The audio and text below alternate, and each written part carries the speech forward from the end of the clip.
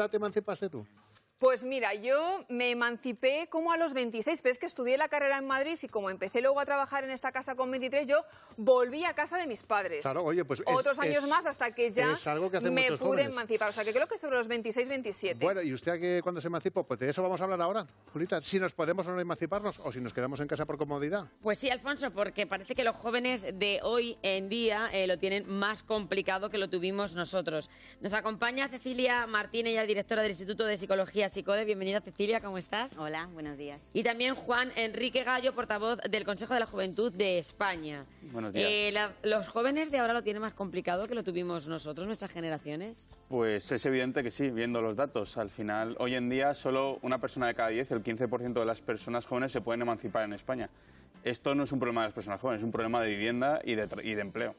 Hay dos problemas fundamentales, nosotros los dejamos marcados en nuestro cebo, y es que la vivienda está por las nubes y que los salarios están por los suelos, así. Claro. De alto en bajo, como decimos en esta tierra. Justo. Sí, pero también hay otras variables, que son las variables psicológicas, que hacen que a una persona le cueste más dar ese paso, ¿no? El cambio siempre nos da miedo, esa incertidumbre de qué va a pasar hace que la persona de alguna manera también busque excusas. Es cierto que los salarios son muy bajos, el precio de la vivienda es muy alto, pero muchas veces a los jóvenes les cuesta salir de esa zona de confort por la incertidumbre, ¿no? Y si me quedo sin trabajo, parece que esa decisión es como irreversible, ¿no? Si me voy... Claro, pero la incertidumbre al final es que está ahí. O sea, el joven que sale de casa a estudiar fuera y que se encuentra cuando termina la carrera, porque eso es así, y eso lo dicen las cifras, no hay tantos ninis como se presume que parece que hay. Hay muchos más jóvenes formados de lo que nos pensamos.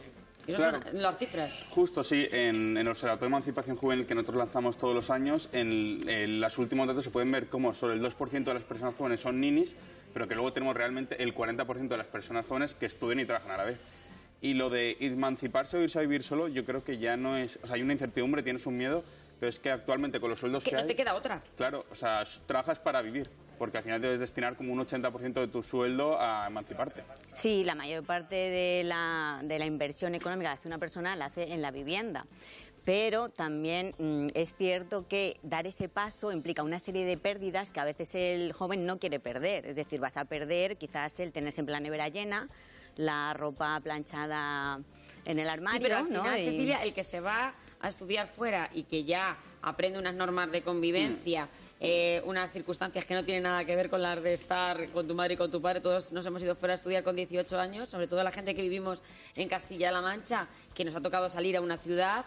Y pues tú pasas de tener el plato de comida a o te haces la comida o no te la hace nadie. Después de haber pasado eso, ya nos hemos acostumbrado a vivir sin muchas cosas en la nevera. ¿Por qué tenemos que volver? Porque no nos queda otra.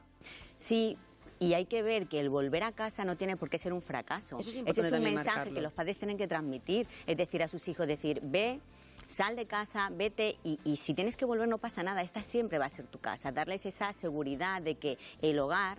ese hogar al que van a poder volver siempre y que no es un fracaso, simplemente son momentos de vida y que la vida vas pasando por cambios y puede ser que ahora te vayas y dentro de 2 años vuelvas, no pasa nada.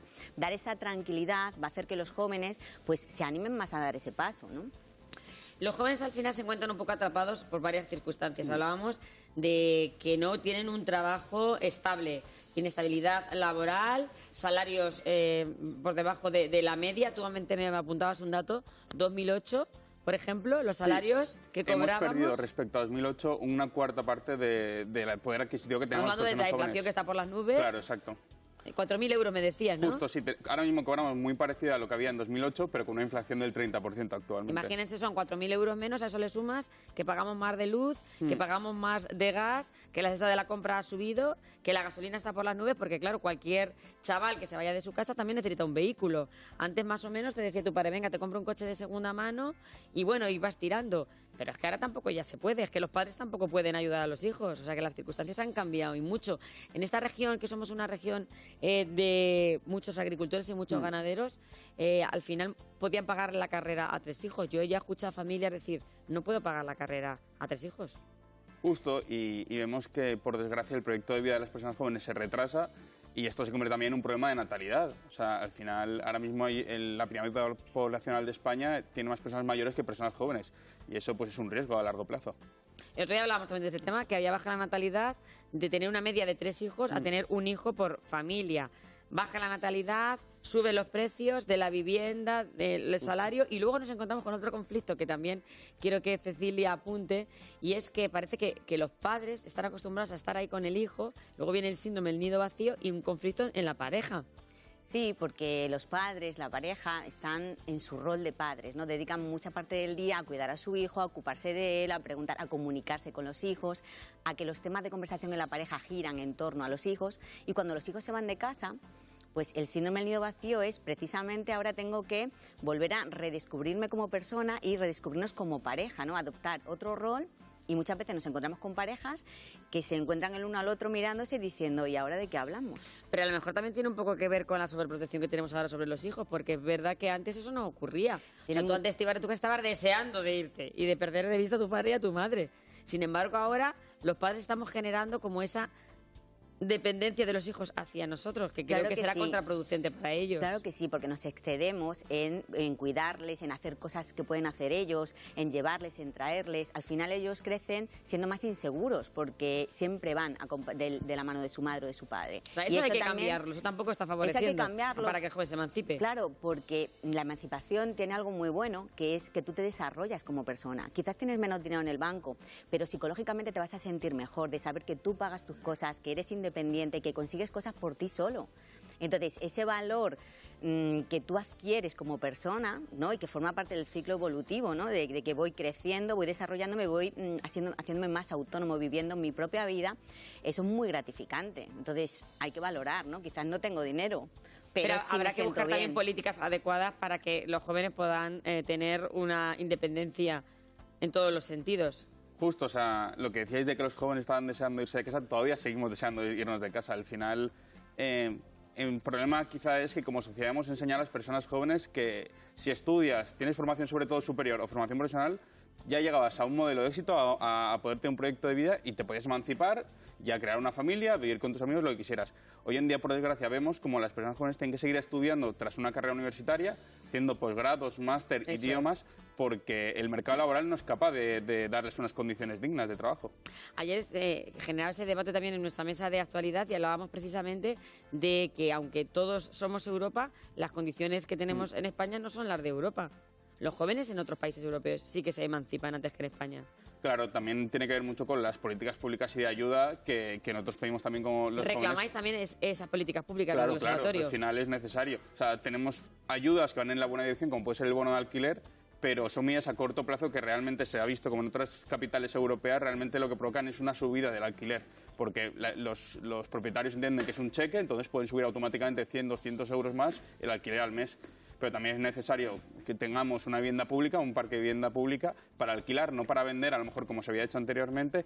Y sobre todo también España tiene un problema con la vivienda vacía, que sobre todo en las zonas así más saturadas, como pueden ser las ciudades, que deberíamos aprovecharlo, sin duda. Desde el punto de vista psicológico, nos encontramos con ese doble conflicto.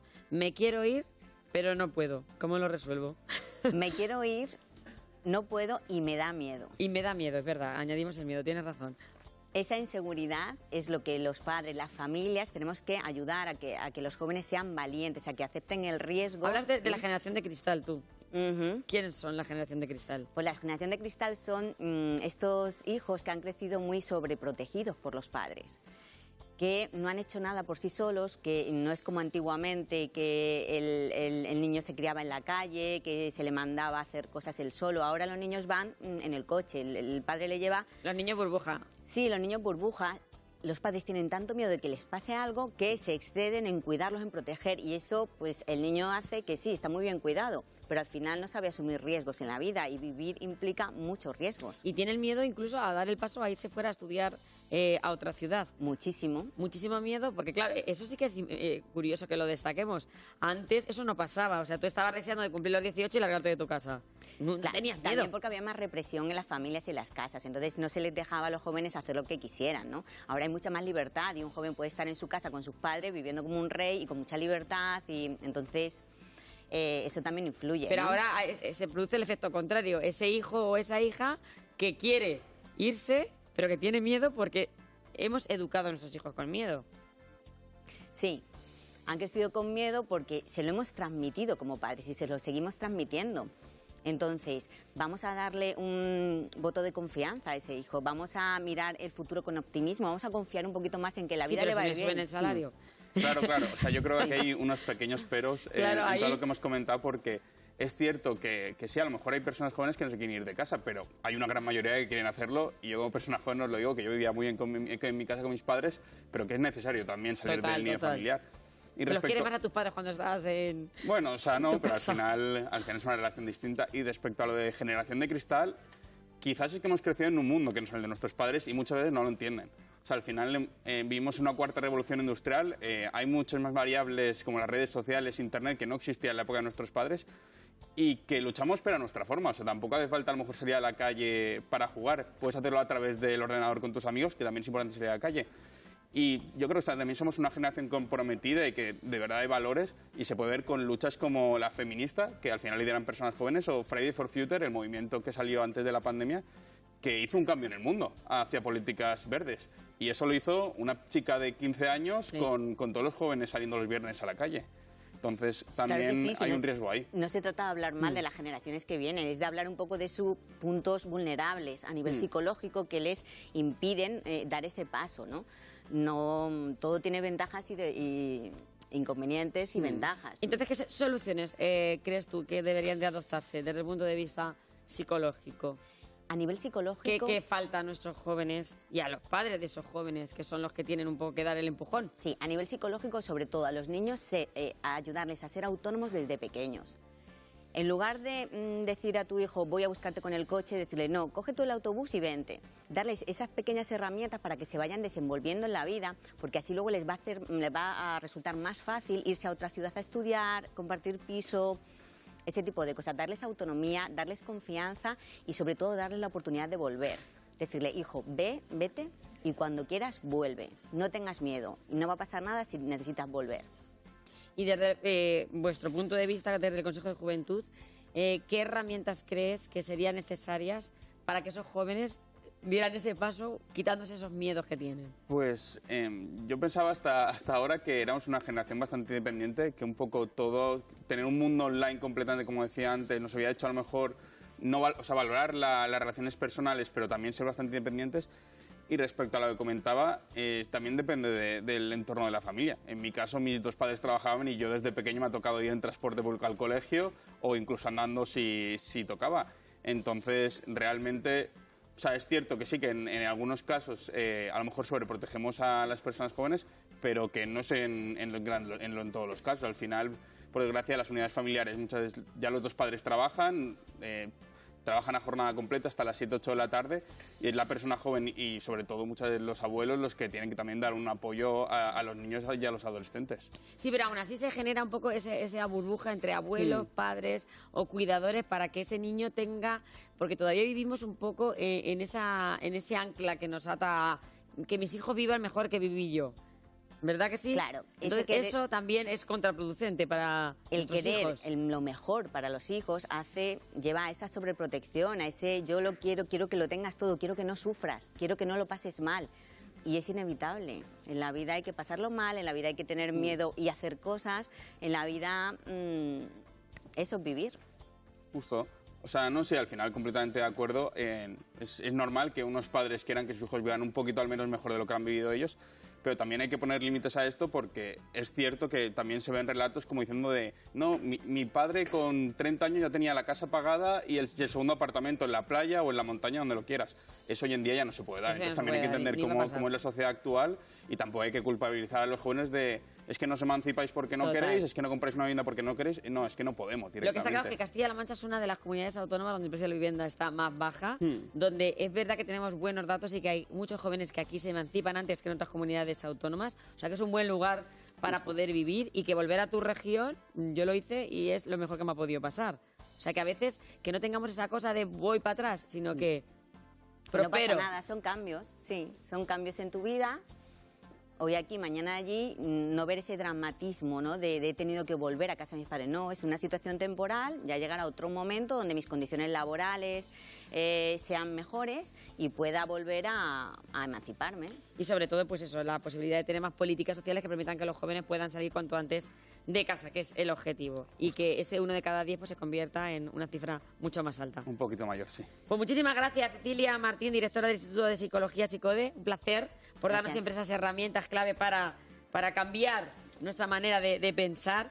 Y Juan Enrique Gallo, portavoz del Consejo de la Juventud de España, gracias también a ti. Muchas gracias. Ahora viene la crónica social.